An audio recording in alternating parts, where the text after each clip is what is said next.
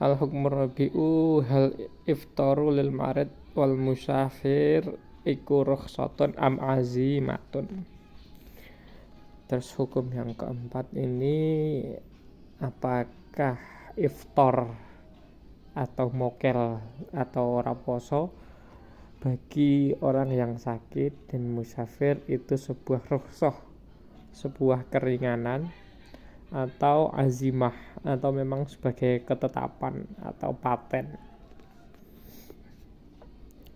Zahaba ahlu zohir ila annahu yajibu alal marid wal musafir ayyaftura wa yasuma iddatan min ayyamin ukhar wa annahuma law soma la yujzi'u saumuhuma liqaulihi ta'ala faman kana minkum maridun aw ala safarin fa'iddatun min ayyamin ukhar. Ini ulama ahli zuhir yang bertendensi pada zuhirnya teks ayat itu mengatakan wajib bagi orang yang sakit dan musafir untuk mokel, untuk iftar keduanya.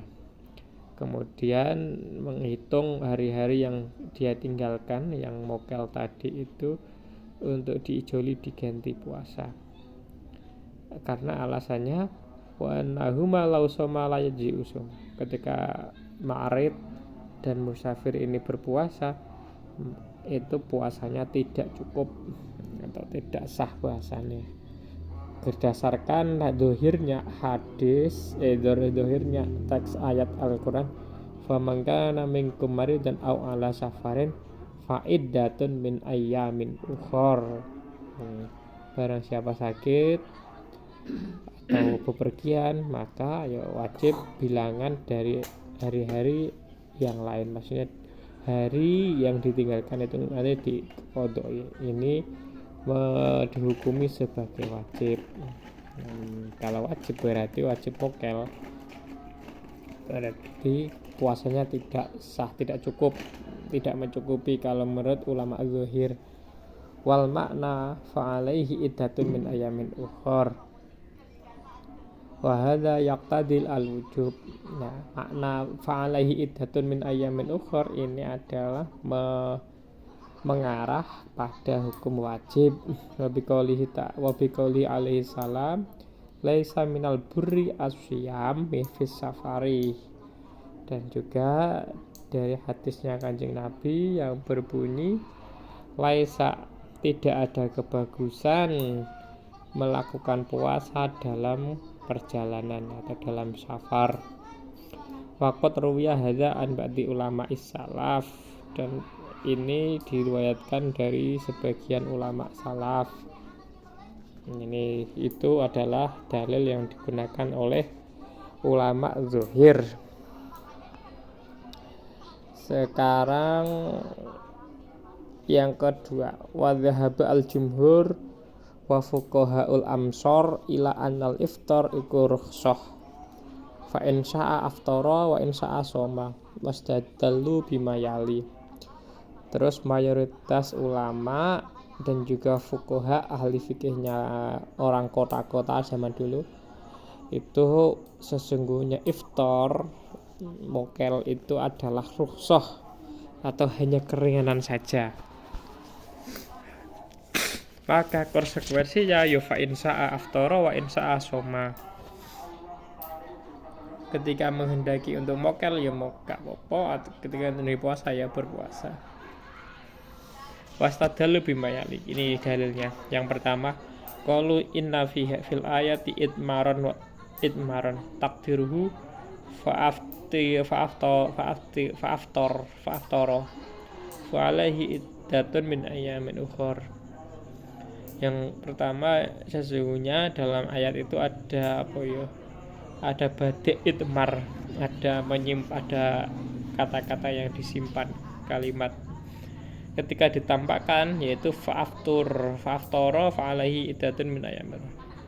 Ketika mangkana minkum marid aw safarin ya fa'aftara, maka mokelah. Kemudian fa'alaihi iddatun min ayyamin ukhar, ketika ditampakkan itu seperti itu. Wa huwa nadhiru qaulihi ta'ala Fakul nadrib bi'asokal hajar fangfajarat. Itu sama halnya dalam firman Allah yang lain, yaitu idrib bi'asokal hajar fangfajarat. Wa takdiru fadorba fangfajarat.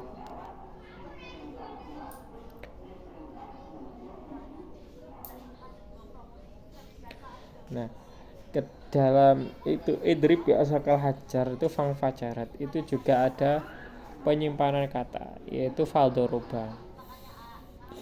Ketika Nabi Musa diperintahkan untuk pukullah batu dengan tongkatmu, fangfajarat, kemudian air itu mancur. Nah, itu mentakdirkan, mengira-ngirakan lafaz fadoroba fangfajarat. Ketika Musa diperintah untuk memukul, kemudian fadoroba, baru muncul fangfajarat, yaitu airnya mancur. Wa kadzalika qaulu ta'ala faman kana minkum maridan aw bihi adan min ra'sihi fa fidyatun ay fahalku falaihi fidyatun wal itmar fil Qur'an kasirun la yunkiruhu ilal jahil. Nah, itu yang dalil yang ketiga sama, ada pengidmaran, ada penyimpanan, dan ada pengira-ngiraan lafaznya. Terus wal itmar fil Qur'an kasirun la yunkiruhu. Nah, dalam Al-Quran sendiri itu banyak, ada batik itmar itu banyak sekali, dan tidak ada yang mengingkarinya kecuali orang bodoh. Yang kedua, wastadal bebas sahabat ada Nabi bil khabar al-mustafidi annahu soma fis safar, dan juga berdasarkan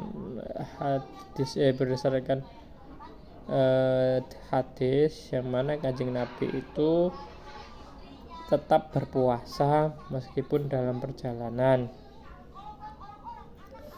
Yang C, wa bima sabata an Anas qala safarona ma'a Rasulillah fi Ramadan falam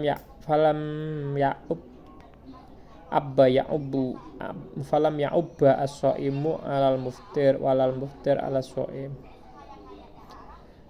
Kanjeng Nabi itu pernah dalam perjalanan bersama saya, maksudnya ceritanya Anas, bareng-bareng saya bepergian bersama Rasulullah dalam bulan Ramadan.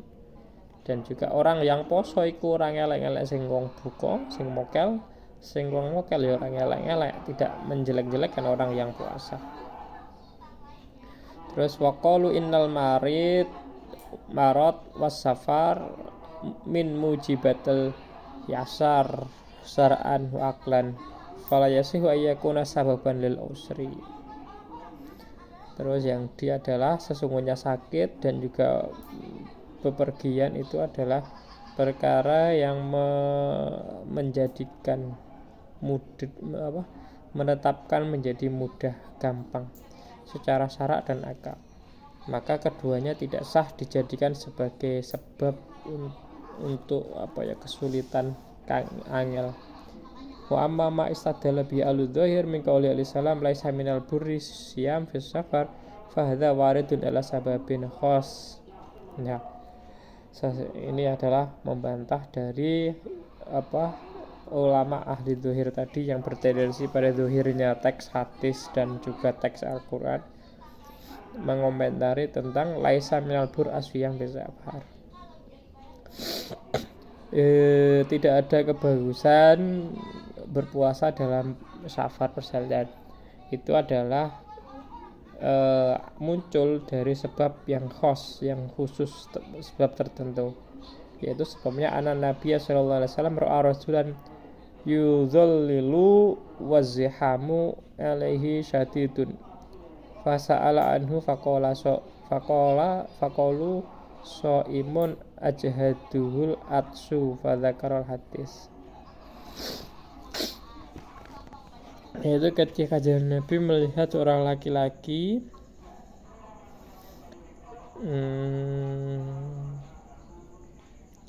yang sedang diiup-iupi, maksudnya dipayungi,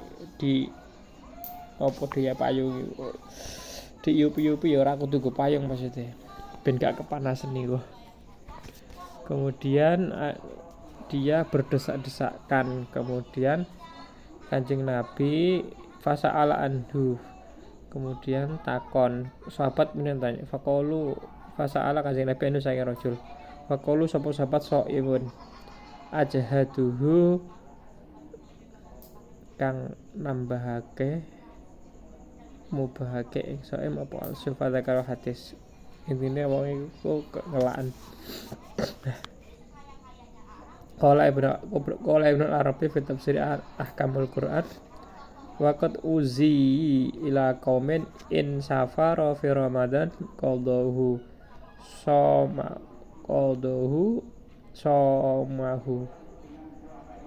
aw aftarahu hadza la yaqulu hadza illa du'afa il ajim fa inna jazalatul qawli wa quwwatul fasfah taqtadi takdiru fa aftara. Aku sahabat ayat Nabi asamu fi safar qaulan wa fi'lan wa qad bayyana dzalika fi syarhi sahih wa ghairihi.